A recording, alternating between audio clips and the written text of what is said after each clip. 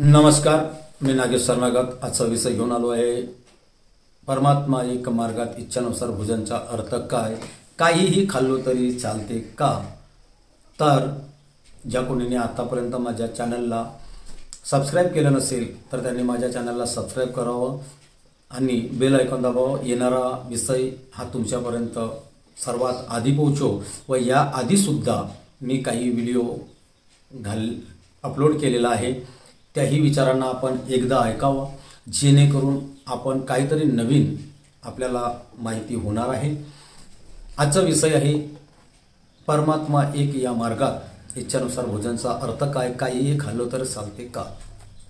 विशेषतः इच्छानुसार भोजन म्हटलं तर सर्वात आधी शेवकांना असं वाटतोय काही खाय प्यायचे साधन तर नाही, आणि तेच झालं माझ्यासोबत। मी स्वतःचा अनुभव सांगतोय, तेच झालं माझ्यासोबत।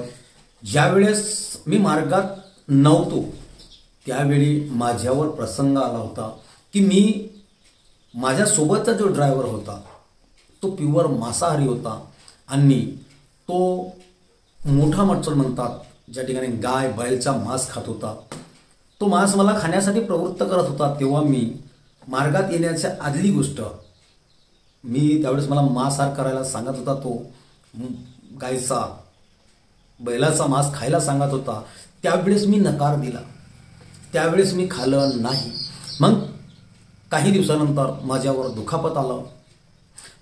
दुखापत आला, मोठी बिमारी झाली आणि मी मार्गाचा स्वीकार केला। आणि मार्गाचा स्वीकार केल्याच्या नंतर मी विनंती आणि प्रार्थनामध्ये लिहिला होता, चौथा तत्व आहे इच्छानुसार भोजन।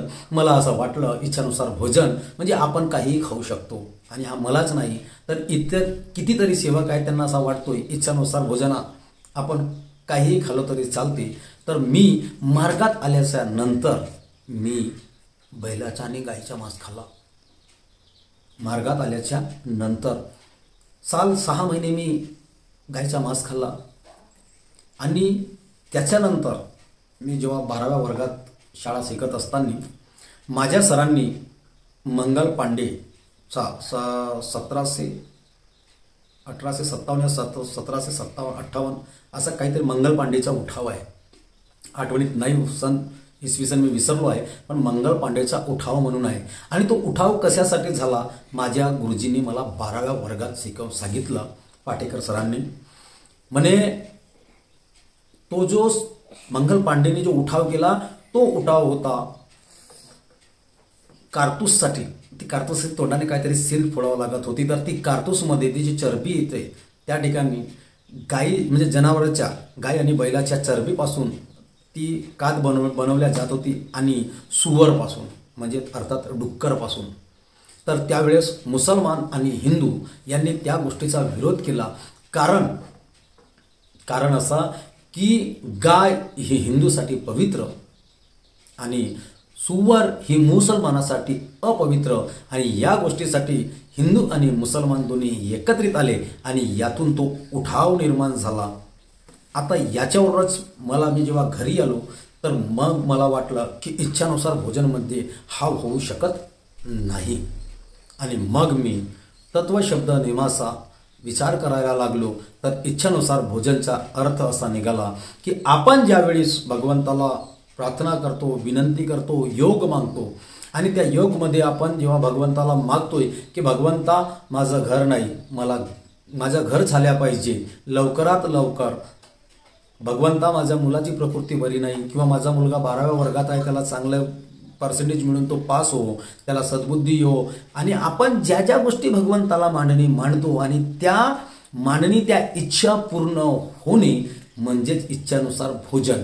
जेवण नव्हे तर ती माणसाच्या मनातून निघालेले काही कामं असतात, काही कार्य असतात, काही इच्छा म्हणजे काही मिळवून घेणे, भगवंताकडून काही मिळवून घेणे, काही आपण अपेक्षा मांडलं आणि त्या अपेक्षाची पूर्तता होणे, तो काही मिळणे म्हणजेच इच्छानुसार भोजन होय।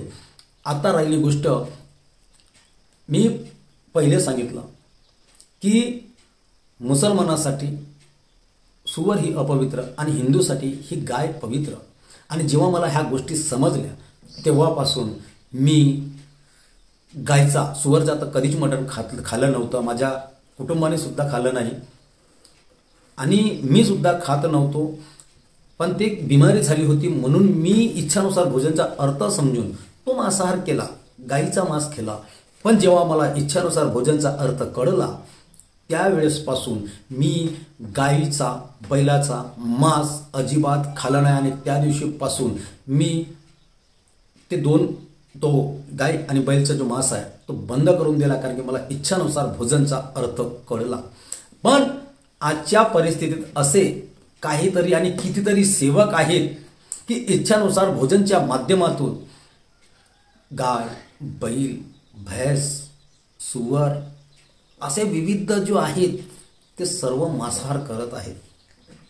आणि काय सांगावा, इच्छानुसार भोजनच्या माध्यमातून आज कितीतरी असे सेवक आहेत की या विविध प्रकारचा मांसाहार करत आहेत.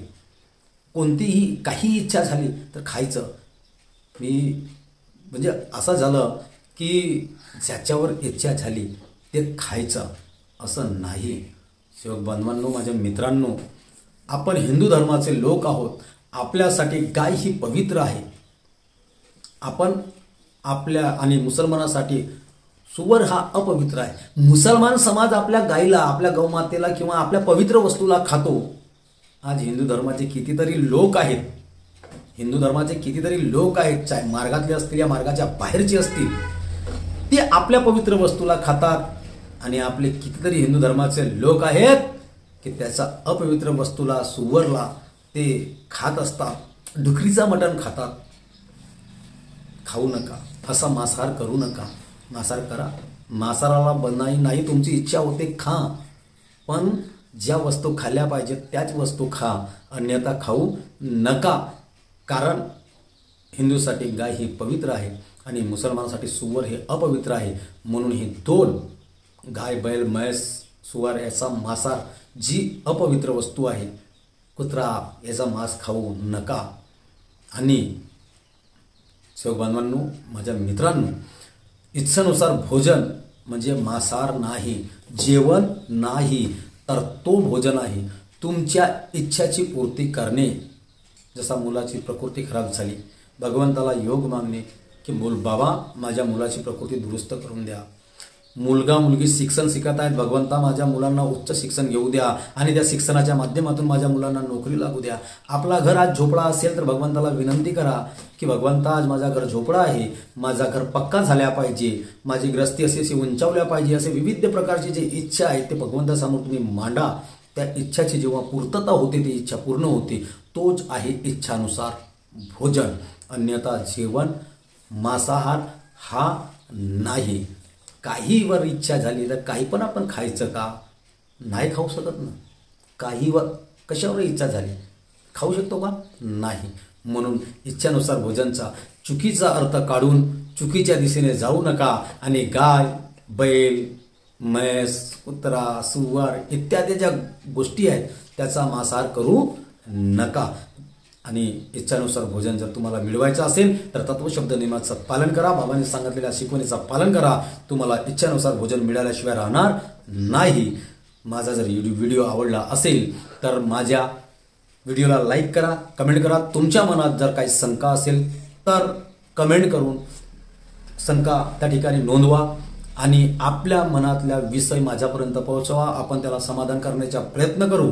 आणि सरते शेवटी जाता जाता अजून एक विनंती, ज्या कोणीने माझ्या चॅनलला सबस्क्राईब केलं नसेल तर सबस्क्राईब करा. कारण की येणारे विषय जो आहेत समोर यापेक्षाही आगळे वेगळे राहणार आहेत. म्हणून चॅनलला सबस्क्राईब करा, बेल आयकॉन दाबा. येणारा विषयचा विचार हा तुमच्यापर्यंत सर्वात आधी पोहोचला पाहिजे. आणि इच्छेनुसार भोजन समजा. याच्या नंतर असा कुणीही करू नये. इच्छानुसार भोजन म्हणजे योगाची पूर्तता करणे आहे, मांसाहार करणे नाही. म्हणून म्हणतोय सर्वांना माझा नमस्कार.